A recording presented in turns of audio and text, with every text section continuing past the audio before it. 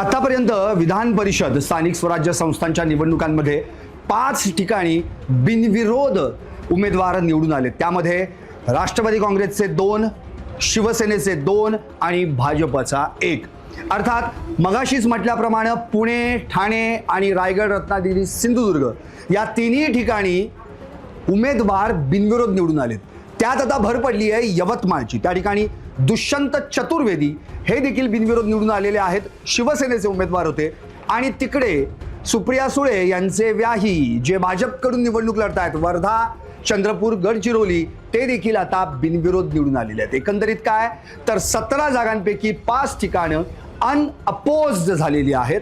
पण प्रश्न आहे तो जळगावचं काय करायचं, कारण की आता जळगावमध्ये अशी परिस्थिती निर्माण झाली आहे, तिकडे उमेदवार तर उभा आहे नंदू महाजन म्हणजेच नंदकिशोर महाजन, तिथं गिरीश महाजन यांची महाजनकी बघायला मिळाली आणि गुलाबराव पाटलांची पाटीलकी मागं पडली। पण आता सगळी दारोमदार गुलाबराव पाटलांवरच आहे। एकतर ते आता ट्रबल शूटर पण तेच आहेत, किंग मेकर पण तेच आहेत आणि सगळ्यात महत्त्वाचा मुद्दा म्हणजे फायर फायटर पण तेच आहेत। झालं असं, जळगावमध्ये नंदकिशोर महाजन यांना उमेदवारी मिळाली खरी, भाजपचं संख्याबळ पाहिलं तर 265 आहे, 264 आहे, पण त्या ठिकाणी 165 हे शिवसेनेचं संख्याबळ आहे आणि 179 हे इतर सर्व पक्ष आणि अपक्षांचे मिळून। जर उद्या अपक्ष आणि विरोधक एकवटले तर अवघड होऊ शकतं नंदकिशोर महाजनांचं, भाजप तिथं तोंडावर पडू शकतं, कारण की त्या ठिकाणी शिवसेना ठाकरे गटाचे शरद तायडे उमेदवार आहेत। पण एक ट्विस्ट आला जेव्हा याच जळगाव महानगरपालिकेच्या नगरसेविका रेश्मा काळे यांनी आपला अपक्ष म्हणून अर्ज दाखल केला। आता आज अर्ज माघारी घेण्याची शेवटचा दिवस, शेवटची मुदत, आणि काल रेश्मा काळे कुठं तर सप्तशृंगगडावर सहलीला। आता करायचं काय बरं, फोन पण नॉट रिचेबल। आता सगळेजण धावले ते गुलाबराव पाटलांकडे, काही करून डॅमेज कंट्रोल करा, कोणत्याही परिस्थितीत रेश्मा काळे यांना माघार घ्यायला सांगा, त्यांचा अपक्ष अर्ज आहे तो मागे घ्यायला सांगा। पण आता माघारी घ्यायचा कसा, कारण की रेश्मा काळेच नॉट रिचेबल आहेत। जर रेश्मा काळे उद्या निवडणूक रिंगणात राहिल्या, अर्थातच शरद तायडेंचा अर्ज वेगळा, रेश्मा काळेंचा अर्ज वेगळा, आणि तिकडे एकटे पडलेत नंदकिशोर महाजन। त्यामुळे आता गिरीश महाजन यांना टेन्शन आलंय, कारण की गिरीश महाजन म्हणजे संकटमोचक। आता एक संकटमोचक दुसऱ्या संकटमोचकाला सांगतोय मला या संकटाच्या तावडीतून सोडव। तिकडे गिरीश महाजनांनी राष्ट्रवादीचे जे बाकीचे काही मतदार आहेत त्यांची मनधरणी करायला सुरू केली आहे। तुमच्या अपक्षांचे ज्यांनी बंडखोरी केले त्यांचे अर्ज मागे घ्या। इकडे गुलाबराव पाटलांना भेटण्यासाठी थेट त्या ठिकाणी नंदकुमार महाजन देखील जाऊन आले की काहीही करा पण तुमच्या पक्षातील रेश्मा काळे यांना अर्ज माघारी घ्यायला सांगा। पण आता रेश्मा काळेच नॉट रिचेबल आहेत, त्यामुळं गुलाबराव पाटलांवर आता फार मोठं संकट ओढवलंय।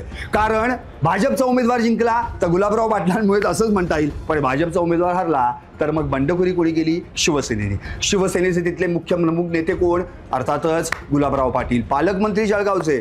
मग मात्र सगळं खापर फुटणार ते गुलाबराव पाटलांवर, मग करायचं काय। त्यामुळं आता जळगावची परिस्थिती इतकी बिकट आहे, अगदी थोड्या वेळांमध्ये आपल्याला हे कळणार आहे की खरंच रेश्मा काळे यांनी अर्ज मागं घेतलाय का, त्या सप्तशृंग गडावरून खाली उतरल्यात का, त्यांनी जिल्हाधिकारी कार्यालयात जाऊन आपला अर्ज माघारी घेतलाय का, याची उत्तर, याची अपडेट्स काही वेळातच मी तुम्हाला कळवेन। पण नक्की या 5 ठिकाणी वर्धा, चंद्रपूर, गडचिरोली, यवतमाळ, अर्थातच ठाणे, रायगड, रत्नागिरी, सिंधुदुर्ग, कोकणातला भाग आणि पुणे या ठिकाणी मात्र उमेदवार बिनविरोध निवडून आलेत।